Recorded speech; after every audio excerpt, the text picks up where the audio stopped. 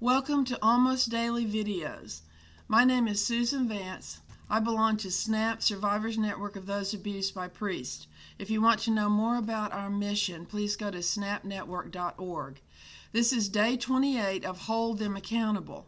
The ones to be held accountable are Archbishop Fobb, administrator of the Diocese of Knoxville, and the people in this building who are making horrible decisions.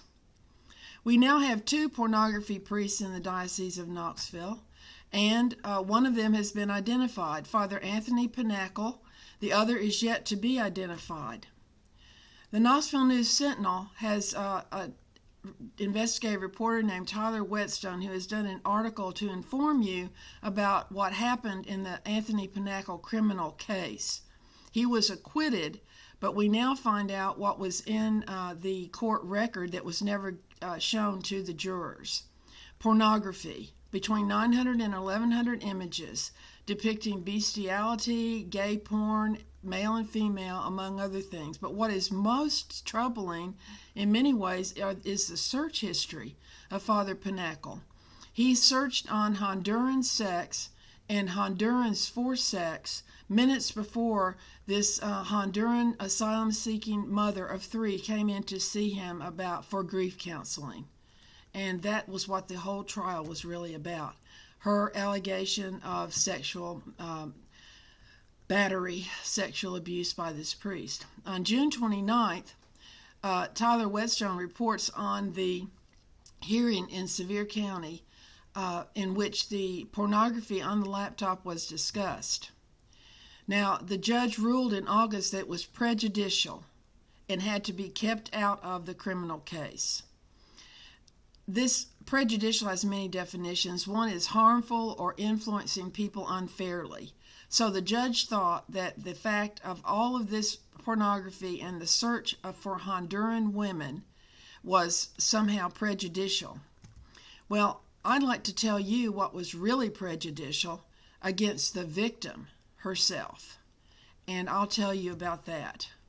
Before the arrest and indictment of Father Punnackal, the diocese did not remove Father Punnackal from ministry. They left him as pastor of that parish for 2 years. It took 2 years for the Tennessee Bureau of Investigation to get the report on that laptop. And so he remained in ministry. No one outside of Gatlinburg, to my knowledge, I certainly didn't know about any of this for 2 years. So after his arrest and indictment, which took place on January 2022, he did not return to the parish, but this is what the diocese allowed to happen to her, and in a truly prejudicial manner to influence the trial. They left his name on the church sign in front of the parish for 8 months at least. So Father Anthony appeared on that blue sign in front of the church. He was left on the website as pastor of the parish. He wasn't there. He was arrested, indicted, and bonded, but he was still listed as pastor. He was listed in the church bulletin every single Sunday for at least 8 months. Now, I call that prejudicial. You can call it what you want, but I call it prejudicial, and I will tell you next time what we did during those 8 months to try to call attention to it. Let's look again at what Jim Wogan, spokesperson for the diocese, has said they've done. They said they have made a genuine, honest, and concerted effort to tell the religious community in India, because, of course, this priest is not staying here. He's going back to India. And Jim Wogan thinks this is great because they have done a genuine, honest, and concerted effort to tell India about him. Well, who you didn't tell, Jim, were the people in the parish at St. Mary's Parish in Gatlinburg. You didn't tell the rest of the diocese. You didn't tell the rest of the people. And you certainly didn't tell the people forming a fan club for Father Punnackal. And that's what really happened. This is disgusting.